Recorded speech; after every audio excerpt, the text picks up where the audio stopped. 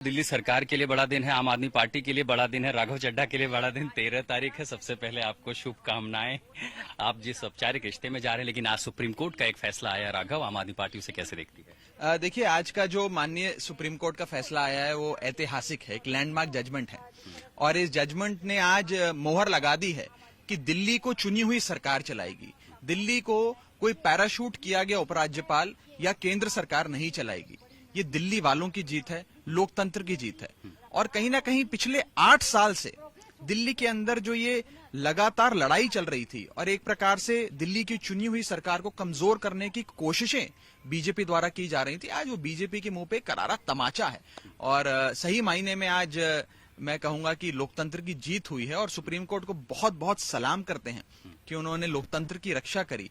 और अरविंद केजरीवाल जी जो हमारे नेता हैं, वो पिछले 8 साल से दिल्ली वालों के अधिकारों के लिए लगातार संघर्ष करते आए हैं। तो आपके लिए खुशी का दिन है? उनके लिए उनके संघर्ष की जीत है। तो यानी 13 तारीख को जो सेलिब्रेशन है वो और बड़ा होगा।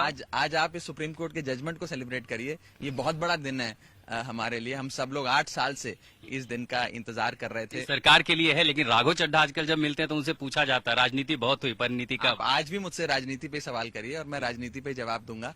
मुझे आज भी याद आता है कि जब हमारी 2015 में प्रचंड बहुमत की सरकार बनी थी और सरकार बनी ही थी, तो उस समय केंद्र सरकार ने एक नोटिफिकेशन लाकर जितनी शक्तियां हमारे पास थी हमसे सारी छीन ली थी। शीला दीक्षित सरकार जब होती थी, कांग्रेस की सरकार होती थी दिल्ली में, उसके पास ये सारी शक्तियां थी, लेकिन एक बदले की भावना, द्वेष की भावना और शुद्ध रूप से राजनीति से प्रेरित होते हुए बीजेपी की सरकार ने वो सारी शक्तियां हमसे छीन ली थी।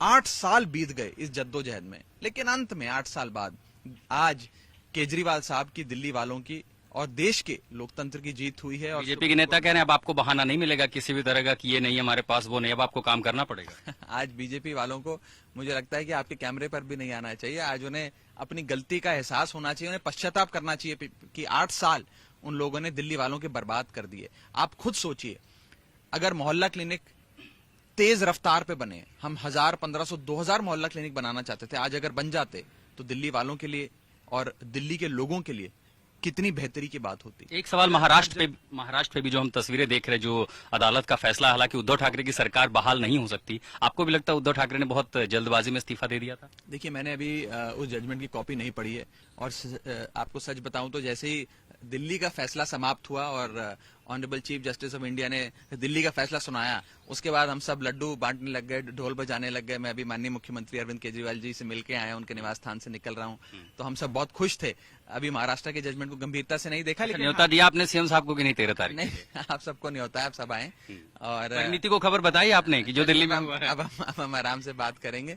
और ये तो बताया आपने, अब अपनी होने वाली पार्टनर को खबर शेयर की कि नहीं? बिल्कुल बिल्कुल बताया, आगे और भी बताएंगे और आपको भी बताएंगे। लेकिन आज मुझे लगता है कि पूरे हिंदुस्तान के लिए एक बहुत बड़ा दिन है और बीजेपी के लिए एक बहुत बड़ा मैं कहूं उनके मुंह पे करारा तमाचा है। उन्होंने 8 साल जो हम सबके बर्बाद कर दिए, लेकिन अंत में सत्य की जीत हुई, सत्य में जयते। और दिल्ली वालों को सलाम, मेरे नेता अरविंद केजरीवाल के संघर्ष को सलाम। हम उस नेता को सुन रहे हैं जिनको मैंने सीए से ऐसे राजनीतिक में परिपक्वता होते देखिए। अब आप देख रहे हैं चाल ढाल हुलिया राघव चड्ढा का, सब कुछ बदल चुका है। लेकिन हाँ, दिल्ली के लिए बड़ा दिन है, दिल्ली सरकार के लिए और खासकर आम आदमी पार्टी के लिए। इस विशेष रिपोर्ट को लेकर मैं आशुतोष मिश्रा।